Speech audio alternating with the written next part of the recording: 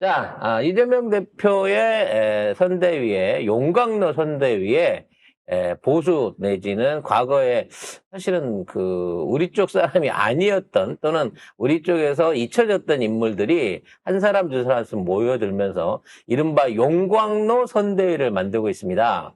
그러니까 많은 분들이 이제 걱정하시는 게 이거 너무 잡탕 아니냐라고 걱정을 하시는데 여러분 용광로의 특징이 그래요. 뭐든 들어오면 다 녹입니다만 철은 가라앉아서 쓰는 거고요. 쭉정이는 타갖고 떠서 버립니다.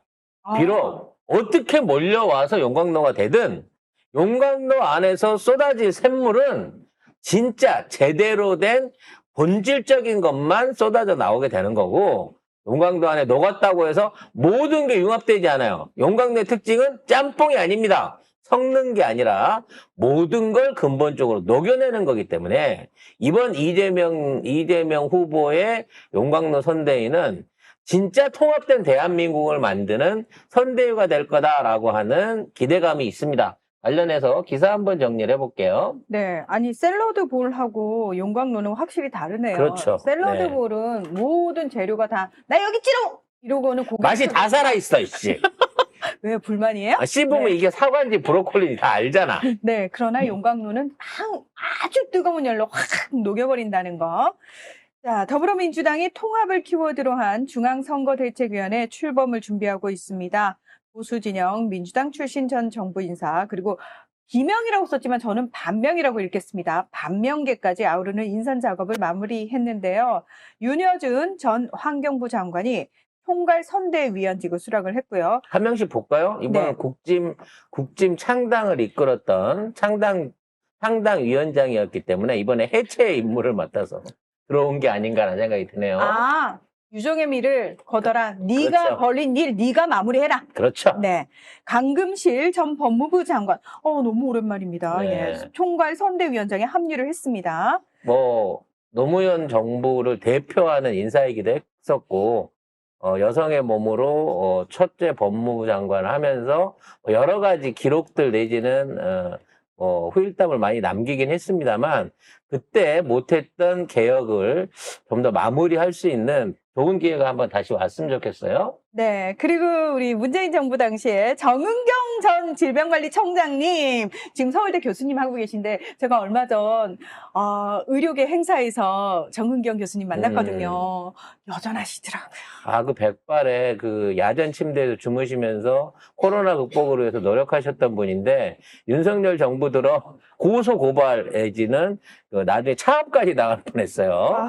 네. 업무적으로 문제 있었다고. 네. 다시 돌아오게 돼서 너무 기쁘고 이분은 그냥 다음번 보건복지부 장관. 무조건. 예. 그냥 예약입니다. 그리고 김경수 전 경남도지사 반명계 인사로 총괄 선대위원장에 참여하기로 했고요.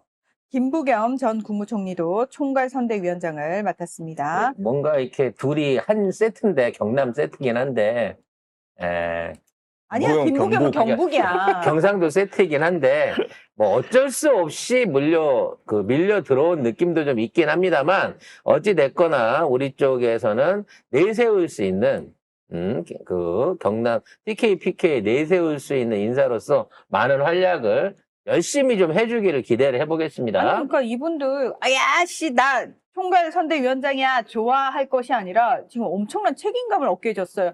경남하고 경북에서 표 안 나오기만 해봐. 예, 당신 두 사람 어깨에 그게 달려있는 거예요. 그리고 물어왔어요. 용진이가 살아왔어요. 용진이. 나간 적도 없긴 한데 난 다 괜찮은데 얘는 불만이야.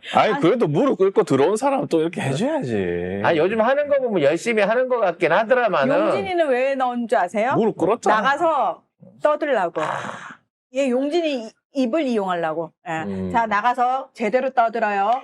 헛된 소리 하지 말고. 그동안 등떼기 물었던 거 이제 반성하고 나가서 왜냐면 나가서 물어. 나가서. 박용진 이런 사람들이 종편 많이 나가고 뉴스 채널 많이 나가고 그다음에 김현정의 뉴스쇼 이런 데 많이 나가거든. 그러니까. 이게 필요해.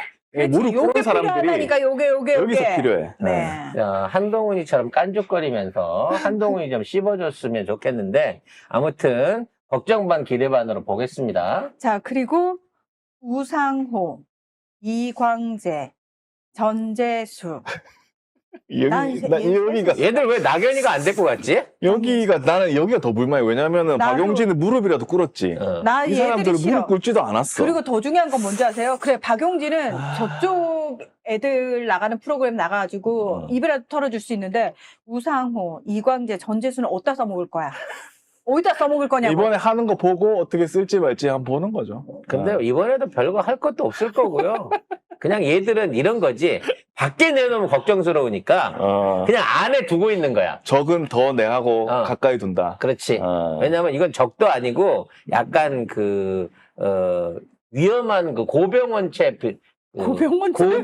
고병원체 폐기물 같은 거, 의료 폐기물 같은 거거든. 이게 함부로 꺼내놓으면 상대방한테 욕 먹어요. 네. 그러니까 그냥 우리가 격리해 놓는다고 생각하도록 네. 하겠습니다. 네, 아유, 예. 그런 아쉬워. 사람들이 있었습니다. 예, 예. 네. 오랜만에 들어오신 분들, 문화나 김경수 지사 좋아하지 않았냐고 좋아했죠. 네. 한때. 한때. 자, 그리고 유승민 절친 권오을 전 의원을 영입을 했어요. 이건 좀 의외예요. 이게 엄청난 의외입니다. 왜냐면 이거 유승민한테 합의 보고 친구야 나 저리 간다라고 얘기하고 온 건지 아니면 그럴 수밖에 단독으로 없지 온 않나? 건지 잘 모르겠어요. 그럴 수밖에 없지. 근데 중요한 건 앞으로 자주 안 만날 것 같다는 생각이 듭니다. 두 친구분들이. 아니지. 그만큼 끝났다고 지금 볼 수도 있는 거 아닐까요? 아니에요. 어떤 말까지 나오냐면 뭐 썰이긴 한데 유승민을 총리로 시킨다 이런 말까지 나오고 있어요.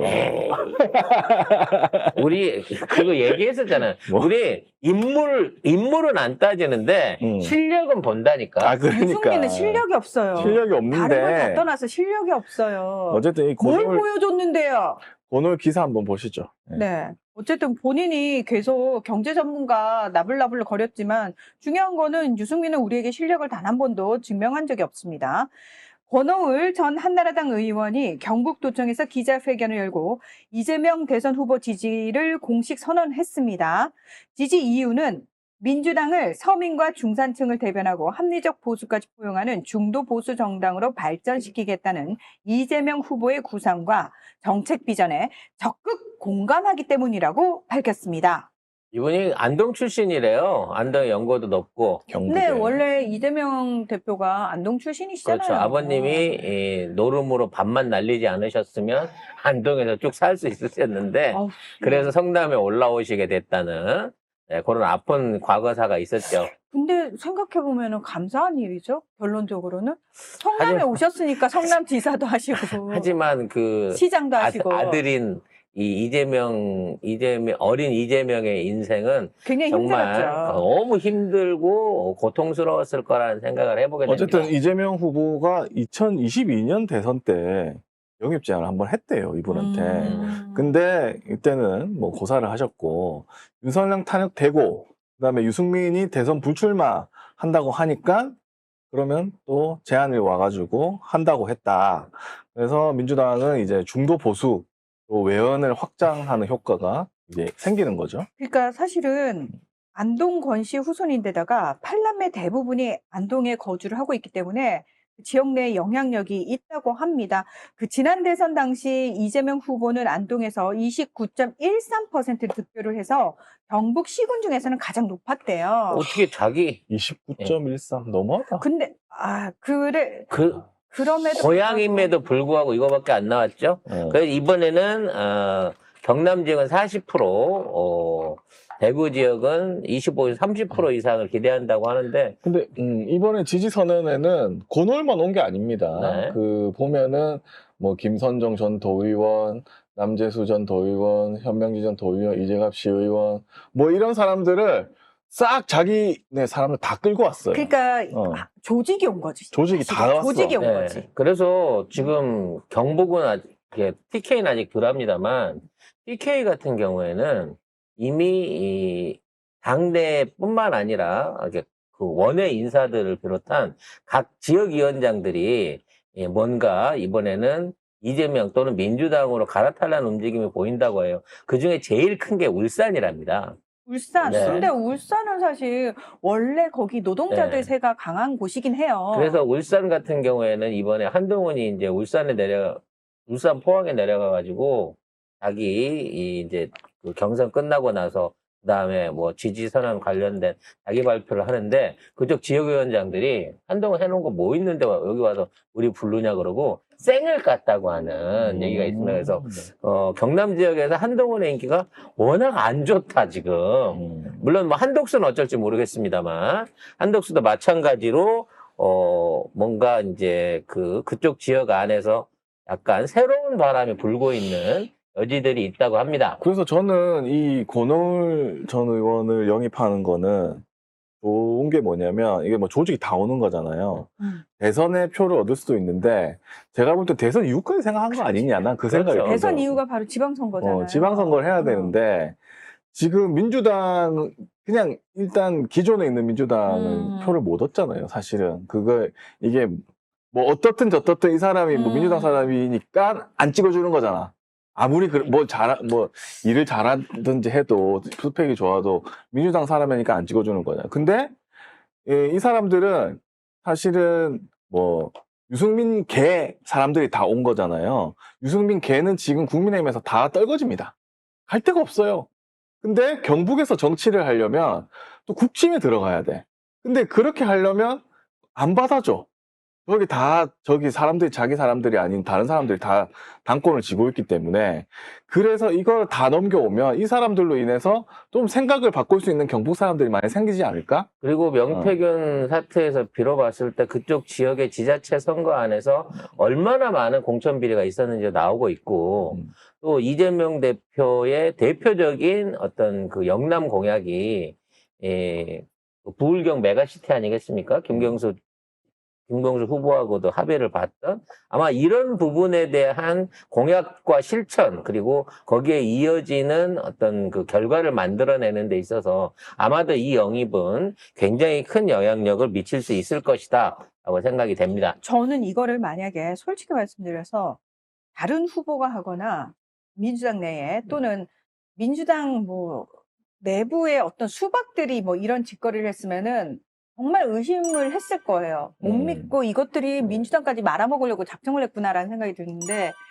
이재명의 결정이잖아요. 저는 이재명의 결정이기 때문에 믿을 수 있다. 그리고 사실은 걱정 안 하는 부분도 있어요. 이재명이 있으니까. 그리고 이재명 대표가 애초부터 몇 달 전부터 우리가 중도다, 우리가 중도 보수다라고 그렇죠. 우리가 중도 선언을 했던 정당이다. 큰 그림이 이렇게 세부적으로 실천화되고 있는 거고 따라서 갑자기 뜬금없이 어느 날 선거 시작되자마자 이제 여러분하고 뭘 해보겠습니다가 아니고 그렇죠. 오랫동안 구애해 왔으며 거기에 일할 수 있는 일꾼들을 긁어 모으고 있고 이게 현실화될 수 있겠구나라고 하는 주장들을 좀 더 그쪽에서 자세히 전달할 수 있다고 치면 이제 드디어 지역 갈등이라든지 그동안 있었던 어떤 지역에 나눠져 있는 구도를 탈피할 수 있는 그런 진짜 전국 정당 또는 전국 지지를 받을 수 있는 대통령의 탄생을 한번 기대해 볼 수 있지 않을까 그거하고 생각합니다. 똑같아요. PK를 고스란히 갖다 바친 게 김영삼이잖아요. 그렇죠. 저쪽에. 사실은 저는 그렇게 갖다 바쳤어? 그럼 우리는 거기서 힌트를 얻으면 돼요. 아, 사람을, 조직을 끌어들여가지고 가지고 오면 되는 문제였어. 가지고 와서 어. 이재명 대표가 하라는 대로 해야 될 거 아니에요. 그렇죠. 결국에 그 그렇죠. 말을 들으려면 잘 되려면 그러니까 그런 식으로 조금씩 작업을 하는 거 아닌가. 네, 그래서 다음 지방선거 뭐 이런 게 되게 경북이 기대가 됩니다. 이 사람도 어떻게 할지.